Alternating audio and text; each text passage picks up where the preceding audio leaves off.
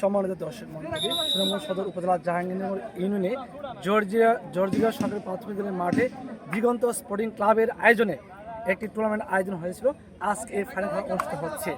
Georgia গ্রামের দুরন্ত 11 এবং দুরন্ত টাইগার এই দুইটি দলের মধ্যে আজকে ফাইনাল খেলা অনুষ্ঠিত হচ্ছে। ধন্যবাদ।